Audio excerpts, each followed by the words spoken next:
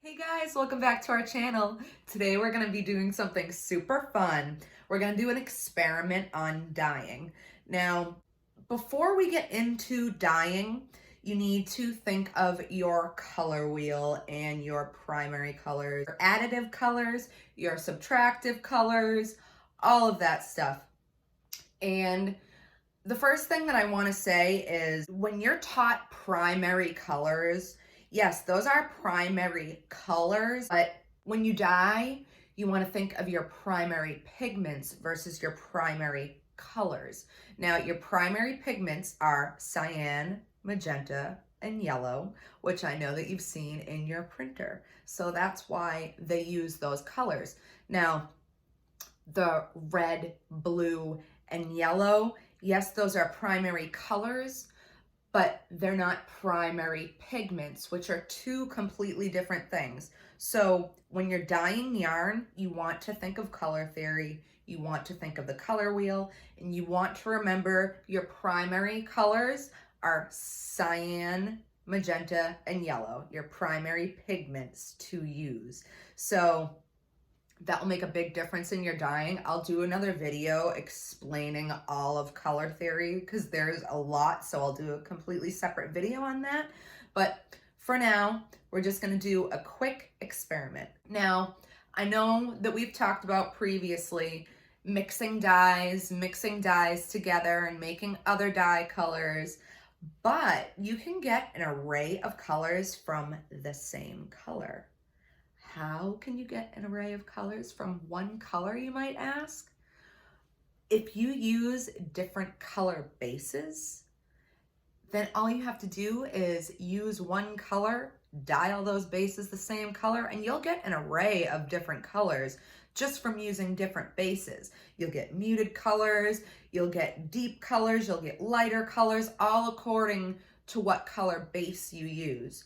So today we're going to use a light fawn, a medium fawn, and a dark mahogany brown and dye them all turquoise. We're going to use Jacquard acid dyes, citric acid, and we're going to use the big pot that I have. I will leave links in the description below for the Jacquard acid dyes, for the pan that I'm doing the dyeing in, and I will leave links in the description below, even the little ties that I use on my yarns to keep them from getting all knotted together so I can pick the skeins out and have them all separated. I'll also leave a link in the description below for those. They're silicone ties, like zip ties, but you can reuse them. They're made of silicone. They're great to use when you're dyeing, and it's a great way to make sure that, one, you don't have to tie your skeins in 4 different places. I would much rather not do that because you can end up with white spots, unless that's what you want. If you want white spots, go ahead and tightly tie them with ties. But if you're really going for a single shade, a semi-solid to a solid color yarn, and you don't want any variations of color, I would highly recommend getting yourself some of these silicone zip ties. I'll leave a link in the description below.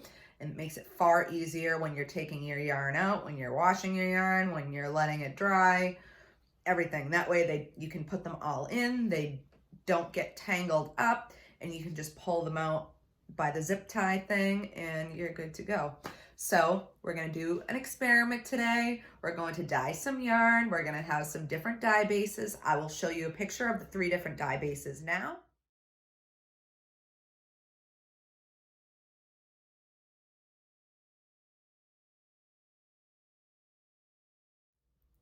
And we're going to take those bases and we're going to dye them all turquoise and see what range of colors we get. So get ready, guys. This is going to be a fun day. Get your dye stuff ready. Get your citric acid ready.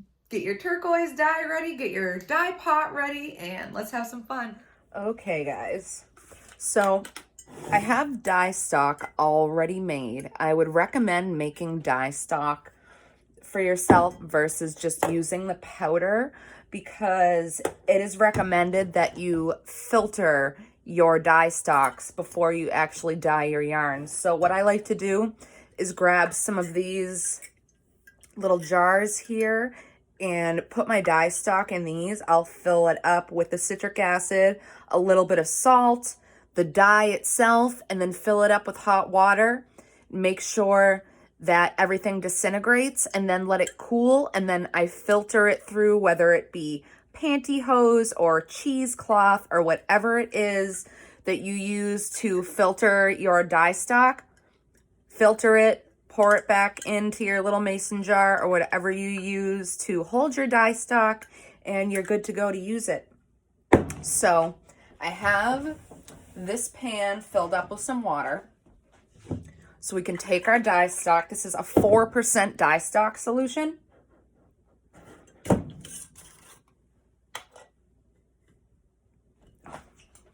Remember gloves.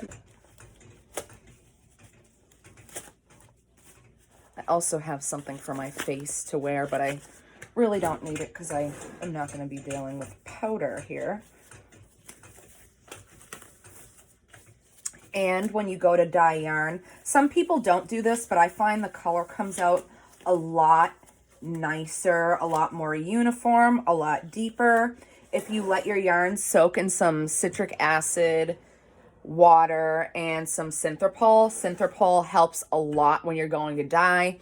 It breaks the water membrane for you so your dyes can penetrate into the yarn. So as you can see, we have different color bases. We have the very dark brown, we have the medium fawn, and then I have very, very light fawn here. So we can compare all three next to each other. So as you can see, we have the light fawn, we have the medium fawn, and we have the dark brown. It was called mahogany.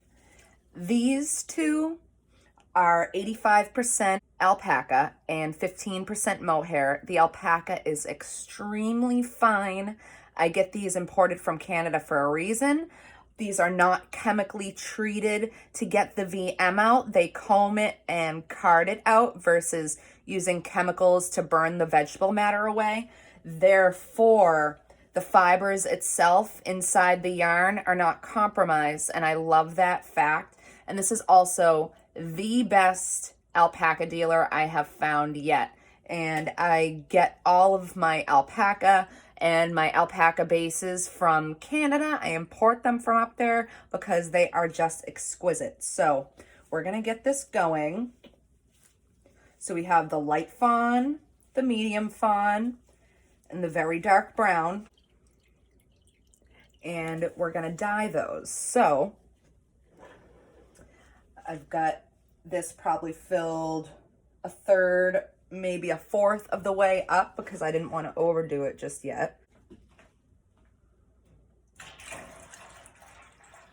We're going to throw a lot of skeins in here too, so that's why I'm using quite a lot, because I'm just going to fill this pan. Not too much, but I want to dye a good maybe 6 skeins together if I can.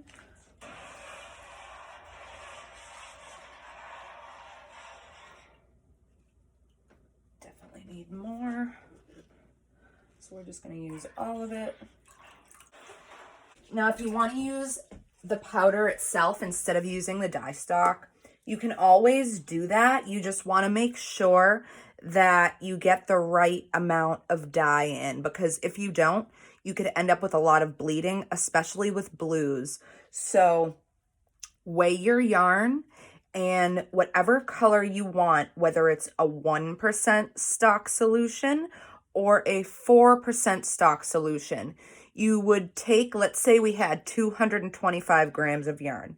You'd take the 225 grams, you'd times it by 1%, 2%, 3%, 4%, and then that would give you the amount of grams of dye that you need for the color that you're going for. So obviously a 1% solution would be lighter and a 4% solution would be darker. So keep that in mind. You don't want to overdo it with the dye because then you could end up with yarn that bleeds. So we're going to take all of these skeins out, get all the excess water out, and then put them into the dye pot. And as you can see, I have my little ties around every single one of my skeins. I will leave a link in the description below so you can get your own little silicone zip ties. They're from Silicone Alley on Amazon. Again, I will leave you a link in the description below so you can get your own. These keep it so nothing can get tangled up. You can move it up and down the skein and you will be able to know where the skein stops next to other skeins in your dye pot. So they come in really handy. I usually just grab them by these to pull them out so I don't tangle them up. Make sure that everything in your dye pot is mixed well. And just start throwing your skeins in there. And as you can see already, I'll have to get a close-up of this, but as soon as this touches the water, it already starts to look green with that blue. So that's what we're going for here, is different color greens. And the reason this works is because of, again, color theory. Now, brown has yellow in it.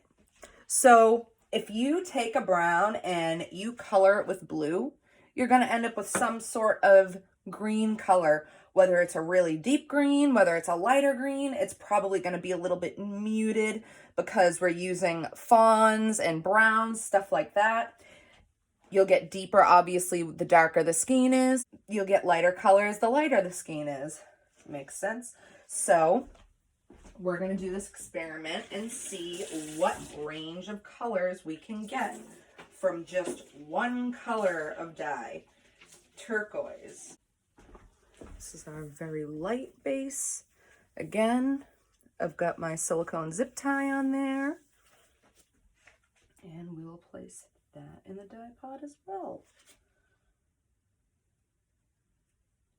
Now I will show you what the difference in color looks like. Now that they've already touched the dye, you can see a very big difference in what the colors are going to be even before.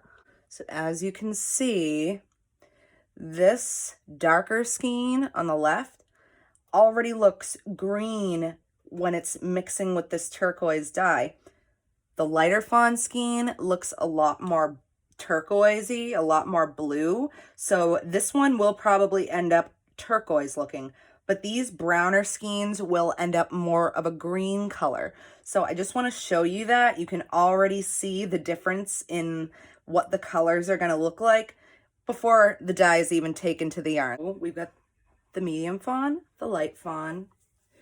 Now we're going to place in the very dark brown skein. As soon as it touches that turquoise dye, you can see that it wants to be green. This will be a very dark green. This will be a lighter green, maybe a mallard teal color. And then this one's probably going to be like a jewel tone turquoise. So I'm going to do 2 of each color in the same pot.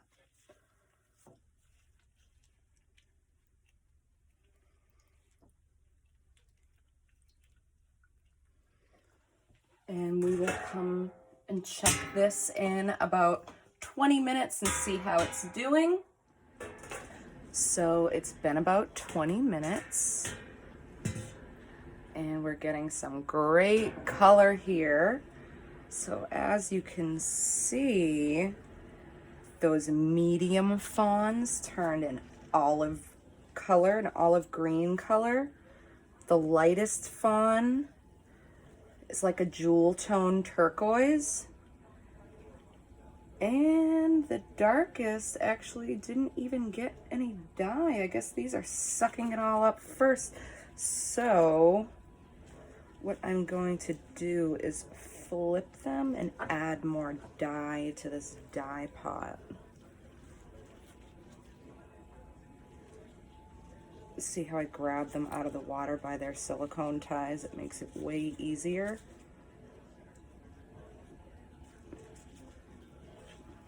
Just flip them.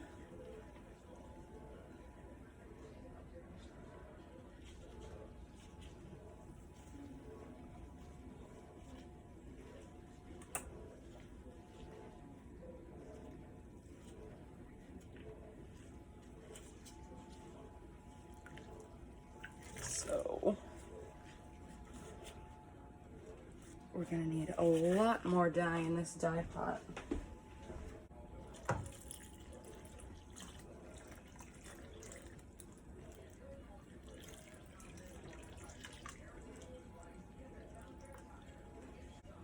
I would recommend getting some tongs. See, it makes it much easier to distinguish one skein from another if you have these ties.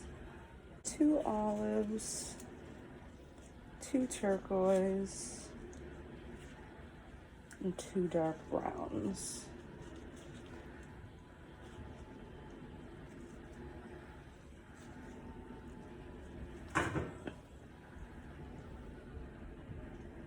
Just want to make sure that the dyes all through there, and make sure I've got them flipped over for this time around.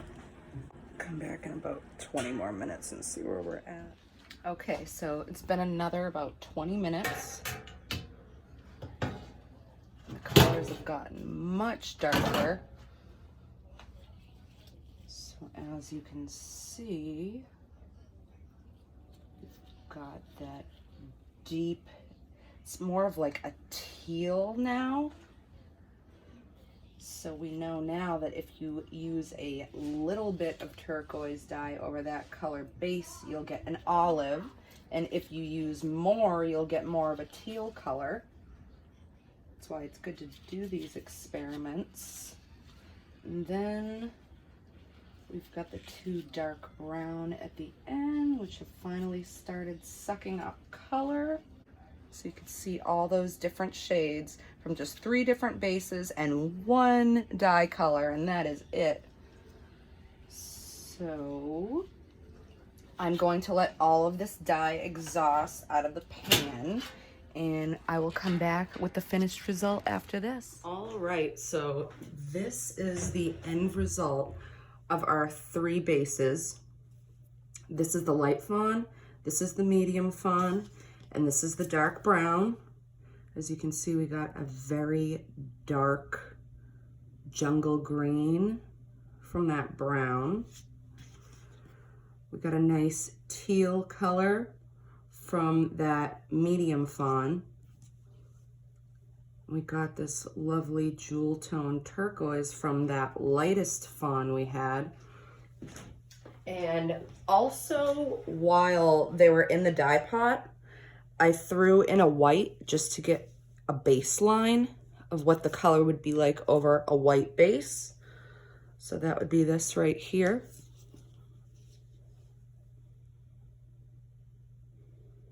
To show you the range of colors. And last but not least, we have this dark fawn, which we're going to over dye today. Yesterday, I threw in a little sample into the dye pot just to see what color I would get. And we got this nice olivey, sort of avocado-y colored green from this type of dark fawn base.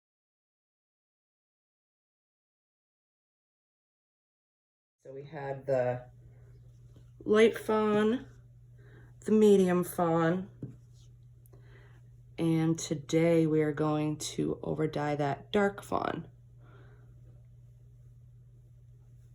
And the rest of the browns I have, I'm just gonna throw them all in the pot.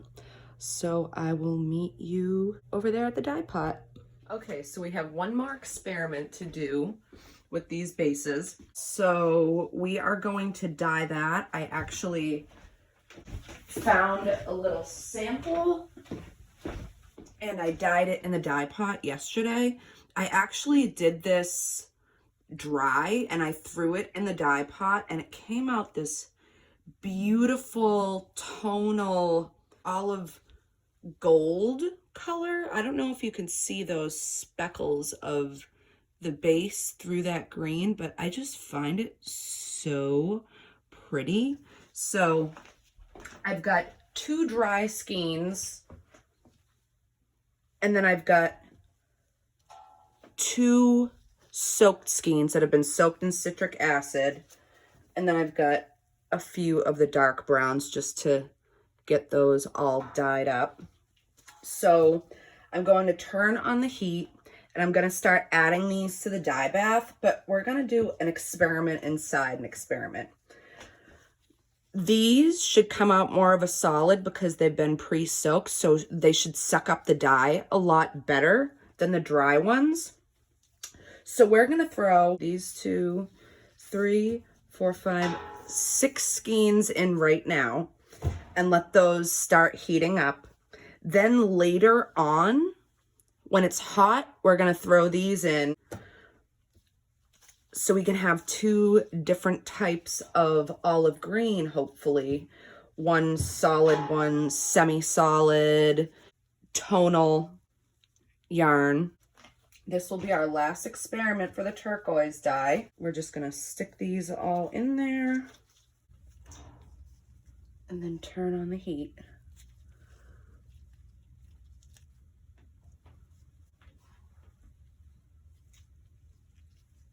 Two.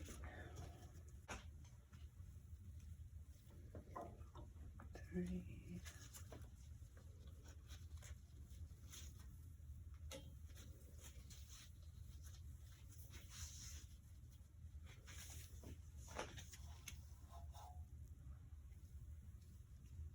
4.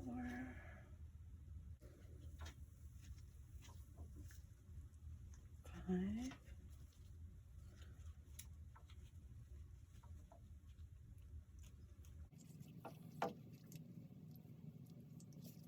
And 6.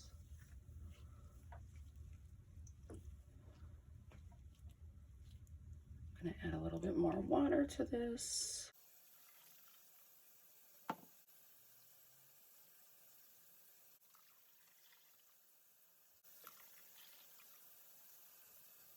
We're going to stick the cover on,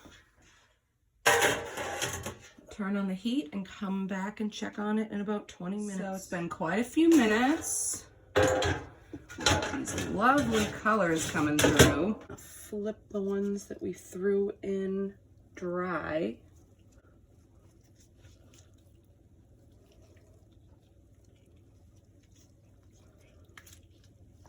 Let's see the other ones that had a little bit more time and more dye. See, this is the same base skein, but we have 2 variations of color. This one's more of a teal or a mallard, and this one turned more olive. So you get different variations with different techniques. So we can take those darker ones out, and I'm just gonna let these suck up a little more dye, and let's see how these dark brown ones are doing.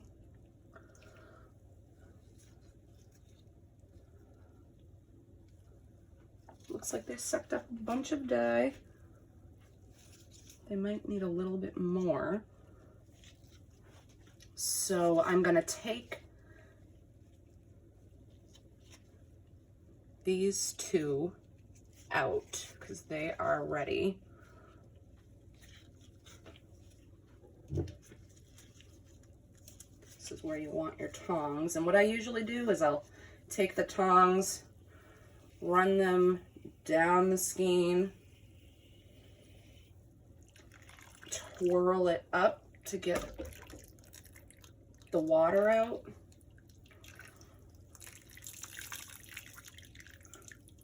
and move it over to the sink to let it cool. It looks like it might have came out tonal too a little bit.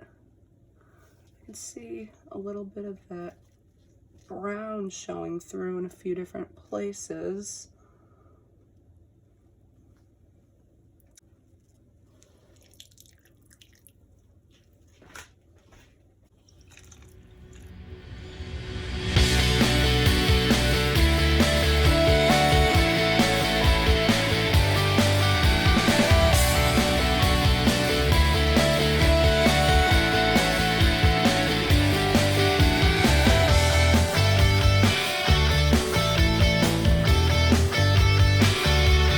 Hey guys, thanks for watching. Remember to like and subscribe and smash that notification bell to be notified of any and all new content that we post in the future. Visit our website, www.reservoirfibers.com, to find yarns, patterns, and more.